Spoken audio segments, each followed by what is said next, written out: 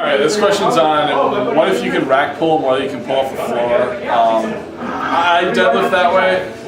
It's two reasons. One is my lower back gives out right about where the back pull area is, and also I get a lot of leg drive off the floor. So when I rack pull, I don't get that speed generation. So it's starting from a dead stop where I'm weak versus having all that speed off the floor. This question's about people who have longer legs and squatting and deadlifting. I think if you have longer legs, it's even more important to get wider because you need to reduce your range of motion. So you probably should try deadlifting sumo and definitely try squatting wide because it's just going to be really brutal for you if you try to be narrow and you're going to have too long a range of motion. This question is, if you're weak off the ground, what stuff can you do to, with a deadlift, what stuff can you do other than deficit deadlifting to bring that weakness up?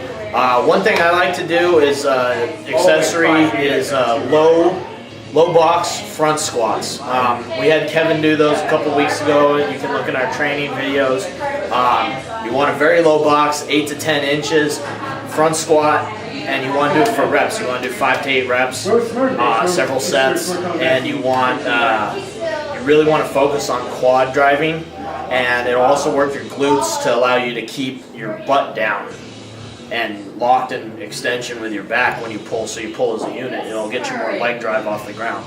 Another thing you can do is work on your setup. We did a deadlift tutorial. Refer to that. Make sure that you move as a unit, that your leg drive is pulling your hips and your back at the same time, or pushing your hips and your back at the same time to get the bar up in a smooth motion so that you actually get off the floor with some power. Alright, this question's about when you see people that can't touch. The reason for that, I think there could be a few reasons. One is, you just get too bloated and your shirt's too tight, so it's too restrictive. I think a lot of times you see with bench people, especially bench-only lifters, is it's more all or nothing because you're not trying to build a total. You either have a specific goal in mind or a record they want, and they want that record. It's all or nothing. So I think that attitude gets people into really ridiculously tight shirts, and then they're opening, what it takes to touch to open is very close to their max, and if the slightest thing's off, you can't touch. Question is about JM press. To be honest, a lot of us don't use it. I feel like more people in the gym should use it, but it's actually fairly difficult to get right. I mean, even my JM press is not very good. So basically for a JM press, it's really just, I guess you could explain it as the good morning for bench. Basically it's a screwed up bench. You want to take a fairly normal grip on the bar. I do it kind of the way Louis Simmons explains it, where you bring it down, tilt it towards your face, and then extend. You want to, when you come down, you actually want to cock your wrist this way, so you extend up, and it gets more in your triceps. So you bring it down, cock back, and extend. And it can take a while to build up to a good amount of weight on it, but if you can get to the point where you can use a lot of weight on JM press, it will help a lot with your bench press. Just like good mornings help with your squat and deadlift, the JM press is a great builder for bench press, especially your forearms, triceps, and just having overall control over the bar.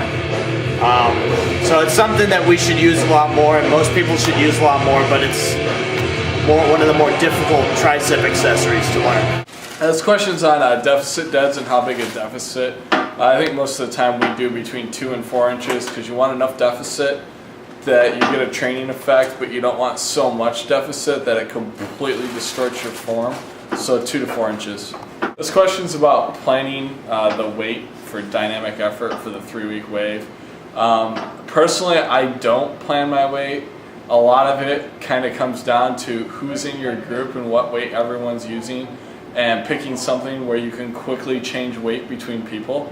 So it's highly scientific, and a lot of it has to do with that day and how you feel, and overall, you need to know when you're fast enough and when you're not.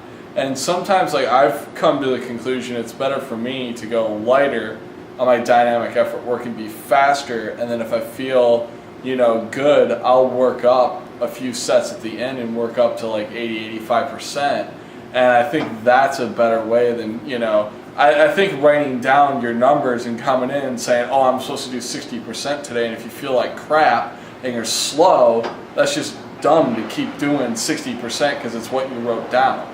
If you feel bad, back off, keep your speed. The speed's the most important part. It's more important than the percentages.